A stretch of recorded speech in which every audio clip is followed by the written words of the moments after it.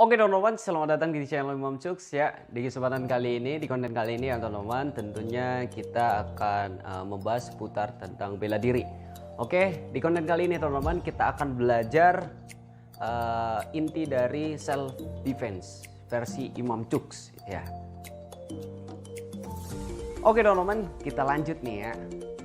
Tentu di self defense kali ini tuh kita nggak bahas yang tinggi-tinggi, gimana caranya ditodong, gimana caranya kebal dari bacok, enggak. Kita nggak belajar ke situ ya. Kita belajar dasar-dasarnya dulu, pokok-pokok yang paling utama, yang paling inti dari self defense itu apa gitu loh, ya nggak?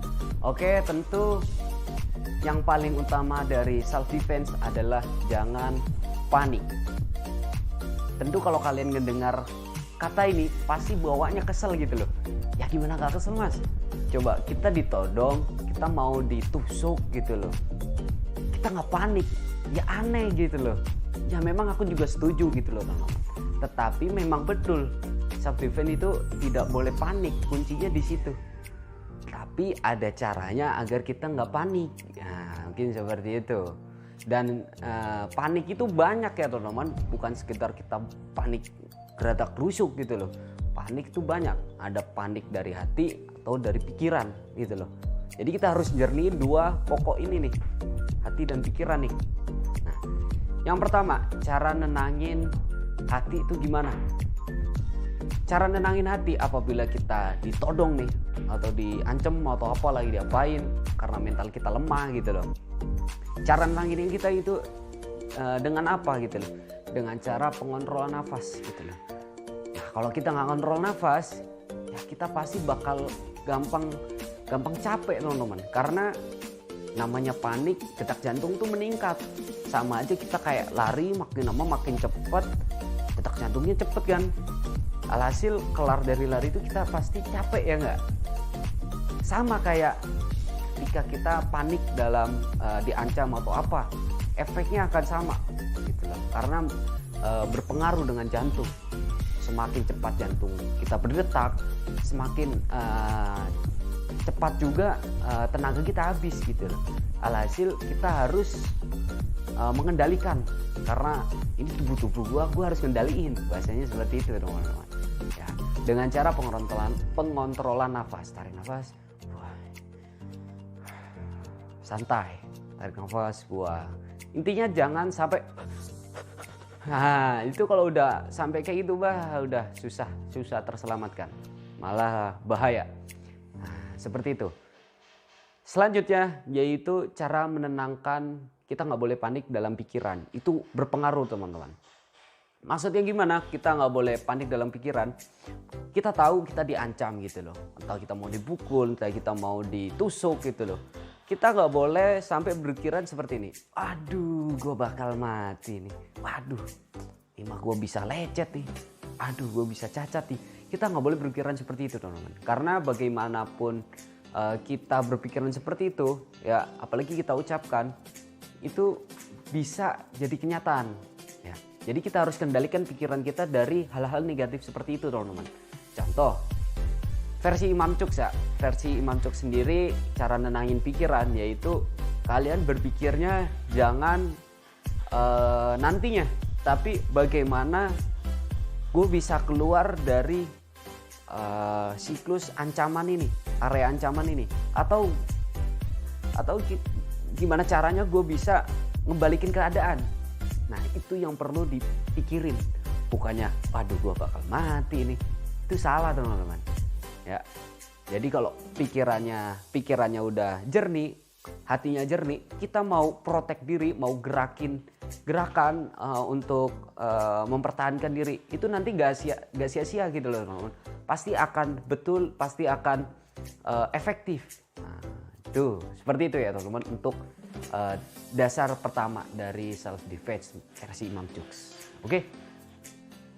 Oke teman-teman, sekarang masuk dasar kedua nih. Nah, dasar kedua yang perlu kita dapatkan, yang perlu kita tahu ya di dalam self defense adalah titik kelemahan dari manusia.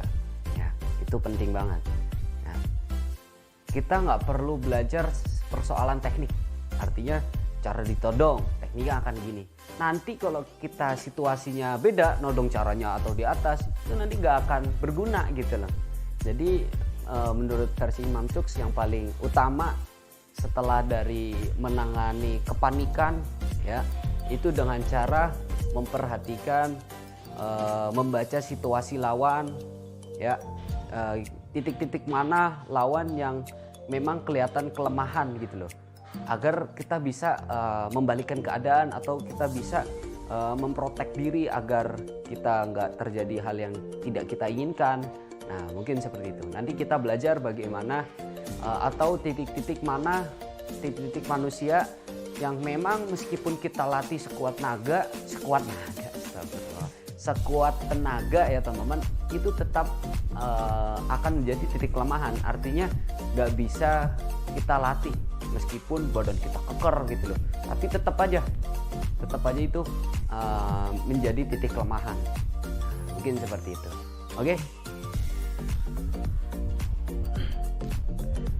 Oke teman-teman, masih bersama dengan Imam Chuks ya.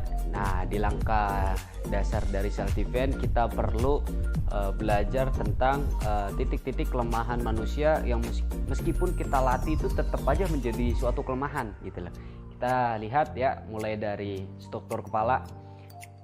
Yang pertama kita bisa lihat dari sini, titik di antara hidung nih ya. Ini merupakan titik pertemuan antara pembungkus atau tulang otak nih.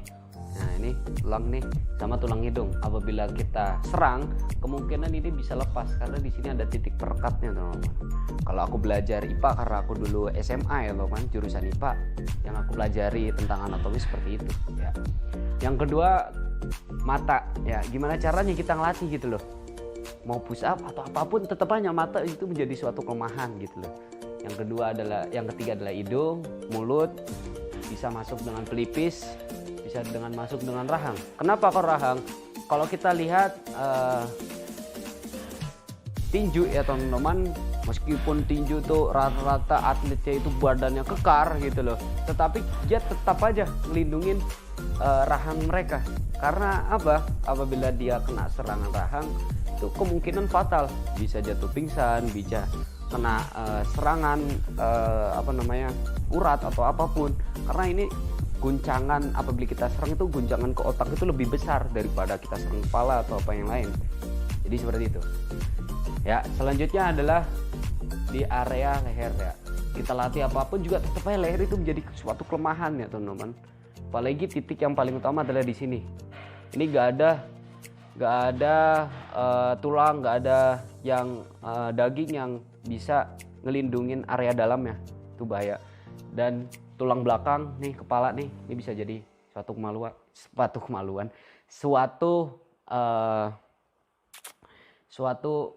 kelemahan di sini, area otak sini.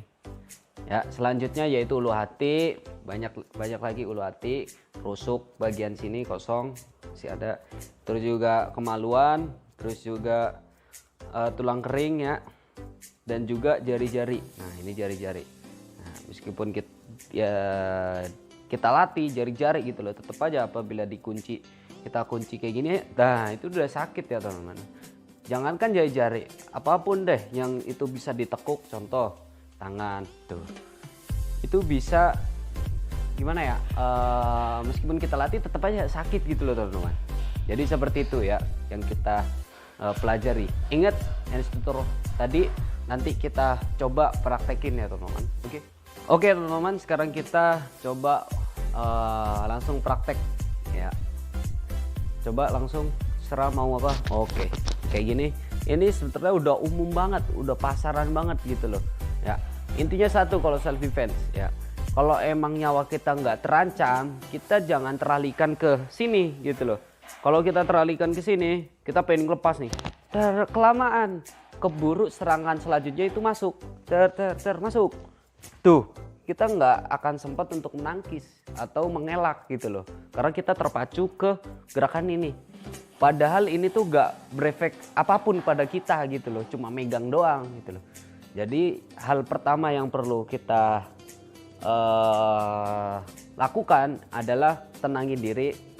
Perlu meskipun kayak gini simpel nih, gini doang mah, tetap aja kita perlu tenangin diri teman-teman. Kita nggak boleh terburu-buru.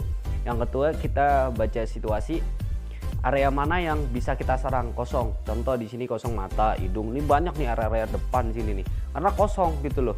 Dia nggak tertutup, nggak ditutup. Kemaluan, terus juga ini tulang kering bagian bawah sini. Nah itu bisa kelemahan, bisa kita langsung serang gitu loh. Jadi kita nggak perlu kebanyakan teknik. Contoh ini cara ngelepasnya begini, kelamaan dia masih banyak serangan yang lain. Pukulan tangan satu bisa aja bul tuh gitu, dia bisa nendang lanjutin. Kelamaan karena terlalu, meskipun bedanya berapa detik itu jadi kesempatan buat dia gitu loh ya. Contoh kita langsung serang kondisi seperti ini, kita nggak boleh teralihkan. Kita coba serang bagian mata gitu loh. Nah kalau serang bagian mata kita nggak boleh polosan. Contoh nih, kita mau mukul polosan kayak gini, ketahuan dia bisa ngelak, tuh dia bisa ngelak gitu loh ya. Meskipun kita cepet tetep aja dia refleks gitu loh ya. Kita perlu mengalihkan perhatian juga. Contoh sini kan, kita pegang palanya ya enggak. Contoh lagi, tapi sekalinya megang kalian langsung manfaatin. Nah, contoh ini kan jaraknya udah pas nih buat megang nih. Kalian bisa langsung nih colok mata nih, habis colok matanya dia apa nih mas? Udah diem aja. Salah. Habis colok matanya kalian bisa ngelepas ini kan, nanti dia akan fokus ke area sakit sini kan. Lepas, bisa serangan masuk. Itu serah kalian gitu loh. Kalau kalian udah menguasai lawan serangan gitu loh. Jangan sampai kebalikannya, kita yang dikendalikan musuh, itu malah bahaya bagi kita gitu. Sekali lagi, nah ini contoh yang nggak terancam nyawa ya. Terus kita bisa langsung ke serangan kemaluan tuh. Serangan kemaluan, ingat kita nggak boleh satu serangan doang, serangan kemaluan doang. Dia bisa nyerang lagi teman-teman. Ya, kita perlu sampai benar-benar kita aman gitu loh. Serang kemaluan sini, kepruk sini, itu bebas gitu loh. Yang artinya kalau kita tuh nggak panik, alias tenang hati, tenang pikiran, kita mau gerak apapun, mukul atau apapun itu nanti nggak sia-sia gitu loh. Ya, jadi seperti itu untuk inti dari self defense. Sekali lagi, untuk kalau kita contohnya nih sini nih, nanti ini sepintar kalian ya, nanti kalian latih sendiri, sekreatif kalian gitu loh. Nanti kalian belajar cara baca situasi lawan gitu loh. Contoh nih, ini kan ada titik kelemahan juga kan, tadi kan yang kau sebutkan kan, tuh rahang ya, bagian rahang sini ya enggak. Kalau kita polosan gini, ini bisa langsung nangkis bagian sini tuh. Alhasil kita gagal. Kalau kita gagal, kita bisa dihabisin sama musuh ya enggak. Caranya gimana? Kalau kita langsung gini, daya kekuatan kita akan berkurang karena panjangan gitu loh. Terus gimana mas? Jaraknya dipendekin tuh, sama kayak tadi gitu loh. Jangan cuma langsung nyolok gini, kemungkinan berhasilnya itu sedikit dan kemungkinan gagal ya itu besar gitu loh. Tahu-tahu gini kan, kau mau nyolok, tahu nyoloknya di sini, di mulut ya enggak. Kita lebih baik yang pasti-pasti aja gitu loh, tapi emang menyelamatkan kita gitu. Contoh sekali lagi, kalau kita pengen nyerang rahang, beda lagi kalau situasinya kayak gini ya teman-teman. Ini nggak perlu lagi kayak gini, ntar malah ciuman kalian ya enggak. Jadi kita bisa langsung aja tuh, bisa langsung ya. Awal-awal kita nggak boleh kelihatan kayak kuat gitu loh ya, kelihatan kayak ya cupu gitu loh kalau bisa, sehingga nanti lawan itu akan menurunkan proteknya. Ketika lawan udah menurunkan proteknya atau ini mah kayaknya cupu nih, itu kesempatan banget gitu loh buat kita gitu loh. Dia mau ngapain gitu enak gitu loh ya enggak teman-teman. Kalau kita jauh seperti tadi tuh, kita tentuin dulu jaraknya tuh. Contoh kayak gini kan tuh, masuk tuh. Ini jangan cuma satu lagi, jangan satu serangan, kalian bisa semau kalian lah. Kalau kalian udah bisa masuk ke satu serangan aja, mungkin seperti itu. Oke teman-teman, sekarang kita coba apabila kita terancam gitu loh. Contoh kalau kita terancam itu ya kita dicekek gitu loh. Contoh dicekek kan, apabila terancam kan kita posisinya di tembok, cekek gini aja. Nah kayak gitu kan contohnya, kayak Nah ini anggap aja ini tembok nih. Nah gini kan, kalau orang nyekek biasanya tuh dia ditatapin ke tembok, contoh kayak gini tuh, biar dia nggak bisa pergi kemana-mana gitu. Kalau kayak gini ya gampang banget, tinggal dilepas gitu ya, nggak, biasanya seperti itu. Nah ini beda lain, beda cerita sama kayak tadi. Kalau ini kan nyawa kita kan bisa terancam ya teman-teman, ya kita harus fokus gimana caranya kita keluar dulu dari serangan ini, dari cekekan ini gitu loh ya. Caranya gampang banget untuk cara ngelepasnya ya. Kita nggak boleh melawan dari apa yang dia mau. Contoh dia maunya kan nyekek tuh, dia kan maunya nyekek tuh, kita nggak boleh kayak gini. Nah itu nggak boleh, malah ke belakangin. Alhasil kalau kita nyekek kayak gini, belakangin ini makin keras gitu loh teman-teman ya. Nggak, kalau benang kita ikat berlawanan ya makin kencang gitu loh, makin kuat malahan. Kita ikutin kemauannya, ikutin permainannya, dan kita balikan keadaannya gitu loh. Contoh ya, caranya kalau misalnya situasi dicekek ya, versi Mamcuk itu gampang banget. Cekek nganceng banget, cek sini leher nih, cekek sampai gak napas, lagi ya, cakep, lepas. Oke kayak gitu ya, itu udah bagus. Oke, caranya simple banget ya teman-teman. Kita nggak boleh berontak, nggak boleh kayak gini. Yang pertama apa, tenangin hati dan pikiran. Kita baca situasi, mau bagian mana yang kosong. Ini depan nih kosong semua nih, tapi yang paling utama kita harus keluar dari ini dulu. Cekek kenceng tuh, kenceng lagi. Ini udah aman teman-teman, tinggal nundukin aja. Yang kedua, kalian bisa langsung masuk ke serangan kedua ya. Bagian yang kosong tuh, kemaluan, bisa dilepas dulu, masuk. Itu enak banget kalau kita tuh udah tenangin hati, pikiran tuh kita mau apa aja tuh enak. Jadi seperti itu untuk kunci self defense. Contoh lagi kalau misalnya itu, nah contoh lagi nih terakhir, apabila ada senjata gitu loh, enggak senjata. Nah beda lain kalau senjata. Kalau kita lihat contoh ini, anggap aja golok ya, atau pisau atau apa, kan ini serangannya kan sampai sini tuh, kisaran berapa itu tuh ya. Gimana caranya? Jangan kalau kita diserang kayak gini, jangan kita malah mundur. Kalau bisa kita masuk ke titik serangan musuh. Contoh, gue bacok dari dalam, kena ini tembok, ntar sinian aja, yuk masuk. Tuh kita masuk aja gitu loh, itu lebih aman daripada kita menjauh. Contoh menjauh. Nah ini kemungkinan karena titik kekuatannya tuh di ujung. Kalau senjata ya, seret, waduh, tepar kita gitu. Lebih baik kita masuk kalau memang kondisinya seperti itu. Beda lagi kalau misalnya kita ditodong. Ini contoh todong nggak? Kalau ditodong itu beda lain cerita. Kita nggak boleh malah masuk ke serangannya. Masuk ini nanti nih pisaunya nih. Nah caranya gimana? Kita amankan dulu. Ini kan karena kita terancam nyawa kita.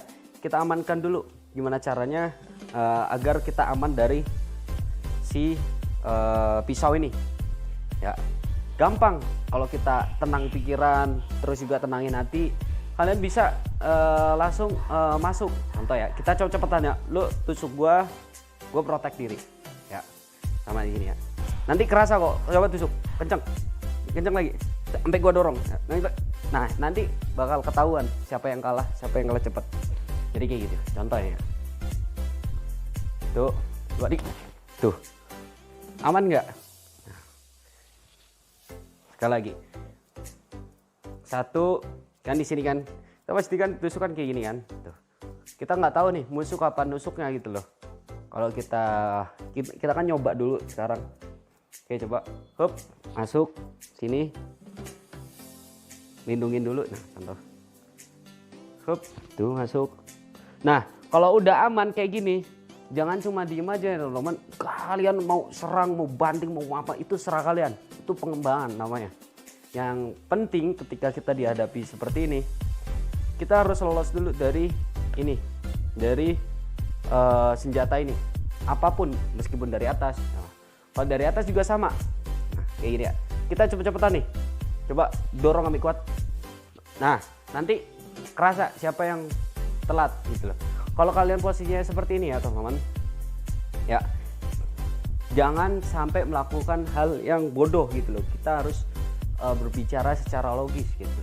Contoh, ini kan kayak gini nih, udah mepet nih, ini tinggal digesek aja kita bakal kalah gitu loh, ya enggak? Betul kan? Oke. Untuk caranya sendiri, yang pertama karena kita udah mepet banget, kalau kita gerak tangkis ke sini duluan itu bakal kelamaan. Alhasil ini bisa belok ke sini, rek gitu kan? Tuh, kita kalah cepat. Nah, seperti itu. Dan caranya gimana mas? Caranya gimana? Kita harus ngambil resiko. Ya, ketika biasanya kan gini kan, nah, kita harus ngambil resiko. Ya, cara ngambil resikonya gimana? Contoh, kita nggak boleh langsung kayak ini biar gue lepas biar gini ceber ya, kalian lepas tapi pindah alam nanti. Nah gitu caranya gini ya. Kalau udah mepet kayak gini beda lagi ya. Kalau kayak gini kan kita kan bisa lepas, kalau sekarang kan nempel. Nah kalau nempel ini susah nih ya. Gimana caranya kita mau apa gini tetap aja kalah cepet gitu, tinggal geser kayak ya udah mokat kita gitu. Caranya kita harus ngambil resiko. Dia kan maunya gesernya ke samping sini ya, kita ikutin. Contoh di sini kan ya, contoh nih cepet-cepetan ya kita ya. Contoh jadi dari ini 1, sabar loh. Nah, 1, 2, 3 tuh saudara, kita langsung ngikutin alur tuh. Kalau kita kan posisinya kan goloknya gini, otomatis dia bacoknya kayak gini teman-teman ya. Kita ikutin dulu, meminimalisir, kita masuk. Nah masuknya bisa dengan langsung nangkep. Nah kalau udah nangkep ini udah aman nih, tuh udah aman nih. Kalau udah aman itu tinggal kalian mau ngapain apa yang serah kalian gitu loh ya enggak. Yang penting seperti itu ya, kunci dari self defense itu. Ayo lagi, nah contoh lagi, sekali lagi ya, kita ikutin alurnya ke sini ataupun ke sini sama aja ya teman-teman, itu nggak ngaruh sini atau di sini. Nah, kalau di sini juga sama, ikutin dulu alurnya ya enggak. Dia kan maunya ke sini tuh, kita jangan malah berbalik proteknya, tapi kita ikutin dari serangan dia gitu loh ya enggak. Tuh gampang kan? Sekali lagi bacok sini, kita ikutin alurnya. Tuh coba lagi Pak, cepet-cepetan ya. Tuh tuh karena kita ngikutin arus gitu loh, karena kita ngikutin arus. Tuh beda lagi kalau kita ngelawan arus. Contoh ya mokat. Jadi seperti itulah teman-teman, kunci dari self defense itu dasar-dasar banget lah menurut aku. Nanti pengembangannya itu banyak banget, masih banyak banget lah yang perlu diulas ya kalau persoalan self defense itu sendiri. Oke, mungkin itu aja dari konten Imam Cuk. Semoga video ini bisa bermanfaat buat kalian. Tentu di sini aku bukan ngerasa paling jago atau ngerasa paling benar, karena kita belajar, saling belajar lah ya teman-teman. Mungkin kalian bisa menambahkan di kolom komentar ya, terserah kalian. Intinya satu, jangan karena kita publik ya, kita nggak tahu yang nonton itu siapa, apakah dia lebih tua dari kita harus berbahasa santun ya teman-teman tentunya kalau kita berkomentar gitu loh ya gitulah pokoknya. Oke pokoknya